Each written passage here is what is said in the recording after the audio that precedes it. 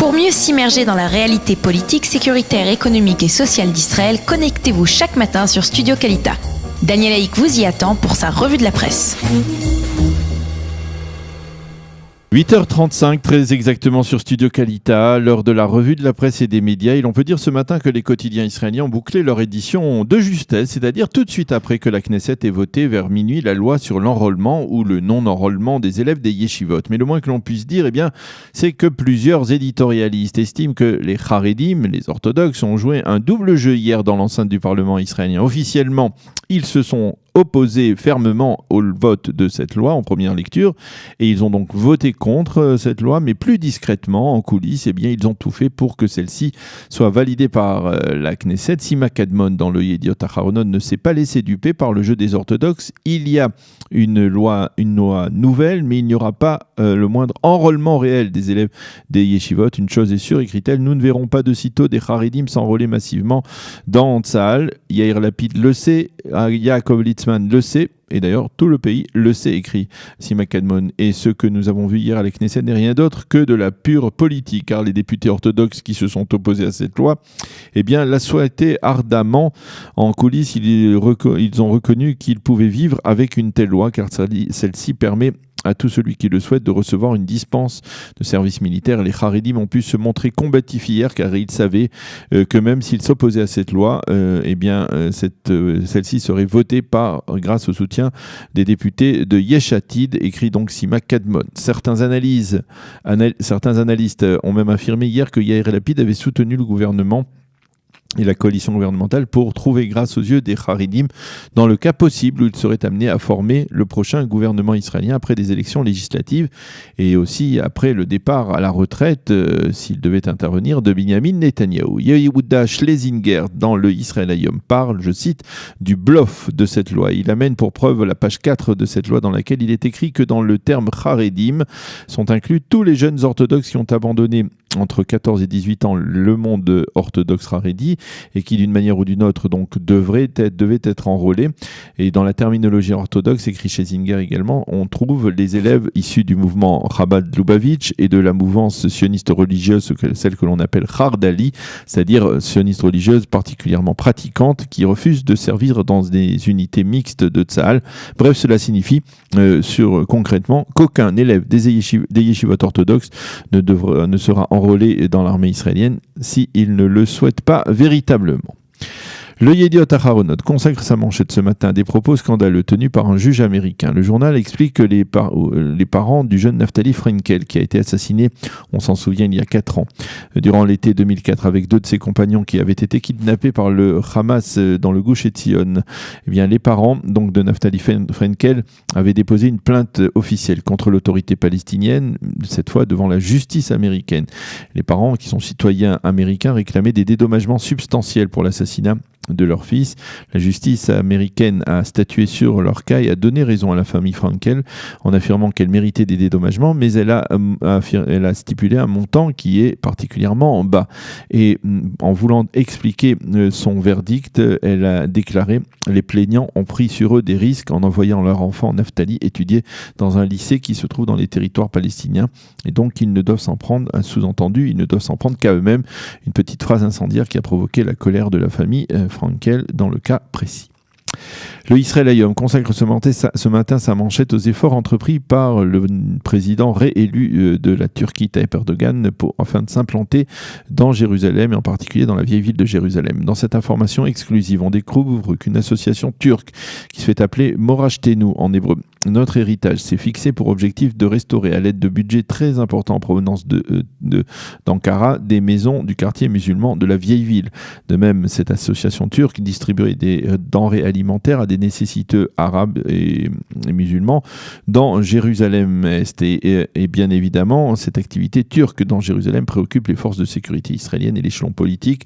Ce dernier a réagi à l'enquête du Israël Hayom en affirmant qu'il s'agissait là d'une ingérence dans les affaires intérieures de l'État d'Israël, une ingérence qu'il faut faire cesser immédiatement. Dans son commentaire, Nadav Shragai, qui est l'un des spécialistes du dossier de Jérusalem et qui écrit donc dans le Israël Hayom, il explique que l'objectif prioritaire de Tayyip Erdogan, c'est d'être présenté comme le ultime défenseur des lieux saints musulmans et en particulier du mont du Temple.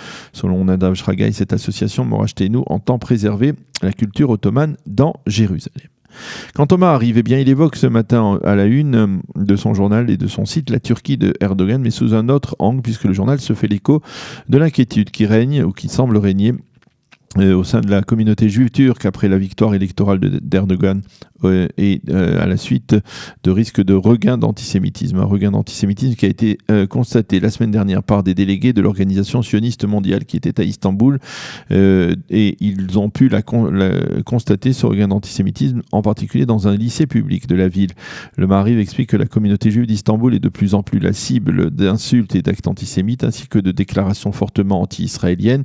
Dans cette école populaire d'Istanbul, on a pu retrouver des panneaux sur lesquels on pouvait lire « Être juif, c'est être menteur ».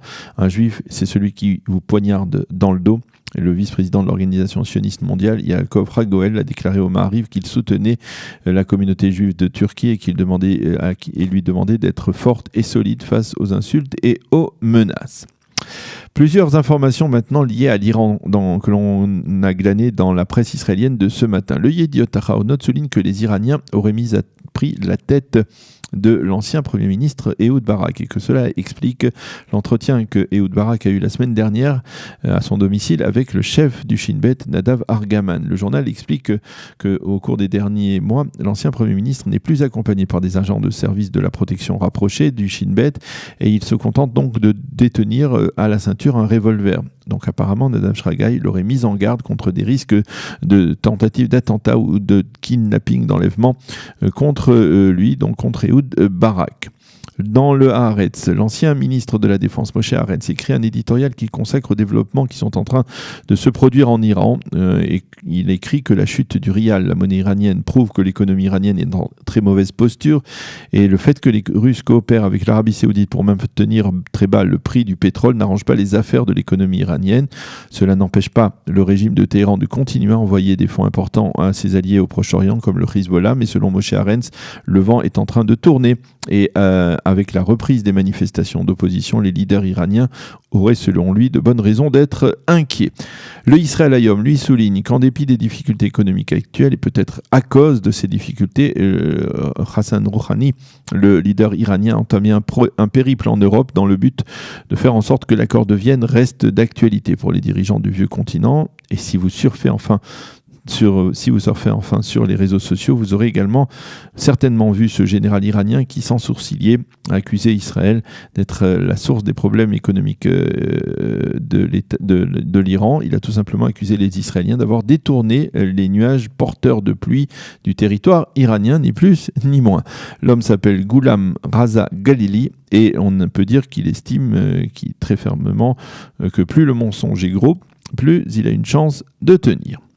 Le Times of Israel, dans son édition en français, publie ce matin pour sa part un éditorial conjoint de Moshe Ya'alon, l'ancien ministre de la Défense, et de Yair Lapid, le patron de Yesh Atid. Un éditorial qui est consacré à l'avenir du plateau du Golan. Alors que l'on reparle, vous le savez bien, au cours des derniers jours du Golan, et en particulier du Golan syrien, qui est le théâtre d'un afflux de réfugiés syriens, eh bien, les deux personnalités politiques israéliennes se demandent s'il est raisonnable d'envisager qu'un jour le plateau du Golan, conquis par Tzahal en 1967, soit restitué à ce qu'ils appellent un psychopathe, en l'occurrence Bachar el-Assad. Dans cet éditorial, Lapid et Moshe Ya'alon appellent les États-Unis à initier un processus international visant à reconnaître la souveraineté du plateau du Golan à l'État d'Israël. Voilà donc pour cette revue de la presse et des médias israéliens.